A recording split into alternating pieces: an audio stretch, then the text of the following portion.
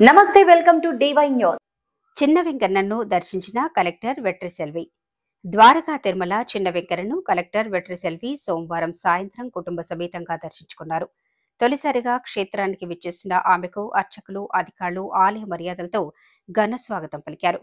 బంగారు వాకిలి గుండాలలోనికి వెళ్లి స్వామి అమ్మవార్లను దర్శించుకుని ప్రత్యేక పూజలు చేశారు.